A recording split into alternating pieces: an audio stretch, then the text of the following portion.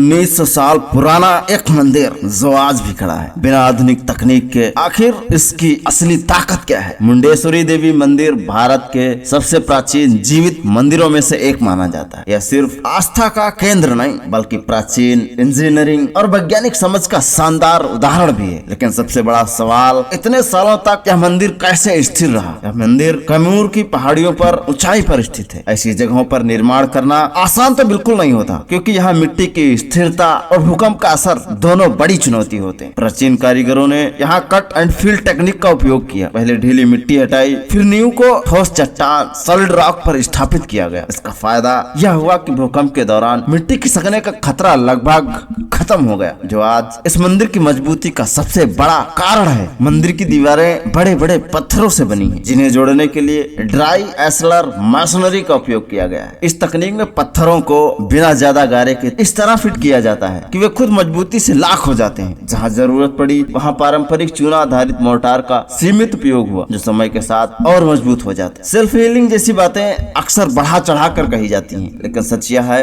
कि चूना हवा के संपर्क में आकर धीरे धीरे मजबूत जरूर होता है। मंदिर की एक खास बात है इसका ऑक्टागोनल 8 कोने वाला डिजाइन। यह डिजाइन भूकंप के झटकों को एक ही दिशा में फोकस होने से रोकता है और उन्हें अलग अलग दिशाओं में डिस्ट्रीब्यूट कर देता है। इसी वजह से संरचना लंबे समय तक स्थिर बनी रही। लेकिन पुरातात्विक रिकॉर्ड्स के अनुसार यहाँ पहले एक शिखर यानी एस्पायर भी रहा होगा। समय, मौसम और संरचनात्मक बदलाव के कारण इसमें परिवर्तन आया, जो पुराने निर्माणों में सामान्य बात है। मंदिर के अंदर स्थापित मूर्ति की रंग बदलने की बात भी रोचक है। असल में यह कोई चमत्कार नहीं बल्कि नेचुरल लाइटिंग इफेक्ट है। मंदिर की खिड़कियों और दरवाजों की दिशा इस तरह रखी गई है कि सूरज की रोशनी अलग अलग समय पर अलग एंगल से अंदर आती है। सुबह की तिरछी रोशनी, दोपहर की सीधी रोशनी और शाम की कम रोशनी, इन सब के कारण पत्थर का रंग अलग अलग दिखता है। यहाँ की अहिंसा बल भी एक अक्सर रहस्य लगती है, लेकिन वैज्ञानिक दृष्टिकोण में देखें तो यह एनिमल रिफ्लेक्स बिहेवियर से जुड़ी हो सकती है। अचानक पकड़ने, नए वातावरण और डर की स्थिति में कुछ जानवरों में टोनिक इमोबिलिटी नाम की प्रतिक्रिया देखी जाती है,